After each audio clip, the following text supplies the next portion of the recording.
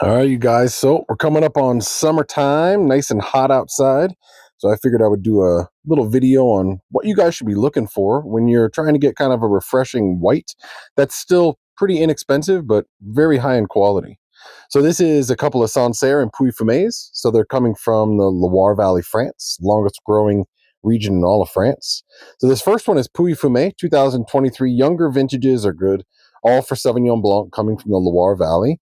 These are going to give you a lot of these grapefruit, citrus tones, light bodied, definitely really dry, but refreshing. Now, Monitou Salon, so this is a region that also has a little bit of salinity. So if you want grapefruit, citrus, and also like a touch of salt, outstanding. So now we go to the western part of Loire. This is from a village, it's called Muscadet. The grape is called Melende Burgon. Think of like a salty Pinot Grigio. Easy drinking, a little bit of salinity, really nice. So this next wine comes from Portugal. It's from the Douro. The grape is called Guaveo, around 13 bucks at the store, but it's beautiful. Nice soft texture, elevated acidity. Now, if you want something almost like sparkling, but technically not, this is Vinho Verde. It's made by Broadbent, $11 white, and it's twist top. This wine is spectacular for hot days. So this next wine comes from Germany. That word on the bottom of the label, you see it says Trocken. It means dry. So this is a dry style Riesling from Germany. You can see the alcohol content's 11.5. So think of apricots, peaches, nectarines, honey, but very vibrant acidity. So in my opinion, this is one of the best quality price ratio wines for white. It's called Gruner Veltliner. It's from Austria. So there's a bunch of different growing regions in Austria, but generally these are all going to be under 20 bucks. The quality is great, very fresh citrus, but there is going to be a little bit of a green note. So kind of think of like watercress, arugula, white pepper.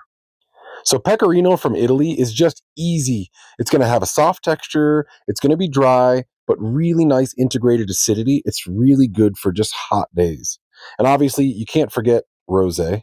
I think rosé is outstanding for the summer. One of my go-to areas for rosé is going to be Provence. So this is the south of France. They just do a really good job at making elegant, light-bodied, balanced style rosés, perfect for really hot days.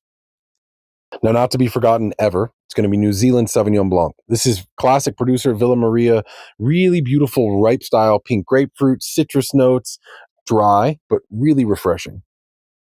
This is where price can kind of get a little bit higher. So now we're in Burgundy, central eastern France. This is the northern section. It's known as Chablis. So these are 100% Chardonnays. They're from the birthplace of Chardonnay. As you can see, the alcohol in this is around 12.5. So these will give you orchard fruits, sometimes really ripe citrus. They're going to have more of a creamy texture. So there's going to be a lot more weight, but really beautiful on a hot day. So this is Alsace. So this is on the border of Germany and France. It's on the French side. And they use Riesling, but they make it always dry.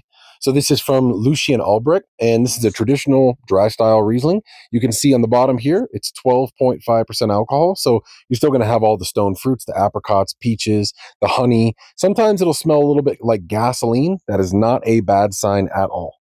So now we're going to the unsung grape of Burgundy. This is Aligote. So think of kind of like a dry Riesling and a Chablis had a baby. So you're going to have some stone fruits. You're going to have some really fresh orchard fruits, really classy dry style white. And now you have Saint-Aubin. So this is a village in Burgundy, and this is 100% Chardonnay. But think of like beautiful orchard fruits, apples, pears, a little bit of a creamy texture, and some oak. Now that one's a little bit older vintage, 2017, so it's going to have some nutty profile as well. So now we're in Bordeaux Blanc. So these are white wines from Bordeaux. They consist of usually two grapes, Sauvignon Blanc and Semillon. They're going to have a creamier texture than any Loire Valley or New Zealand Sauvignon Blanc, but you're also going to have the grapefruits, the citrus tones. Just that weight on the palate is going to be a little bit more substantial.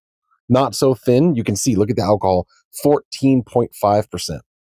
This is one of my favorite producers. This is from Domaine des Chevaliers, from the southern part of the left bank of Bordeaux, from Pessac-Léognan. Very, very high quality Bordeaux Blanc. You can see perfect alcohol content for me, 13%. And then we also have some Eastern European styles. Eastern European whites are slept on because they're not known. So this is a grape called Malvasia, and it's actually coming from Slovenia.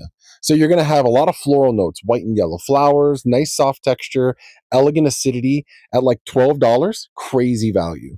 And then I found this 2016 dry Riesling from Finger Lakes, New York, which I was shocked that they had available. Bone dry. I'm sure this is going to be screaming.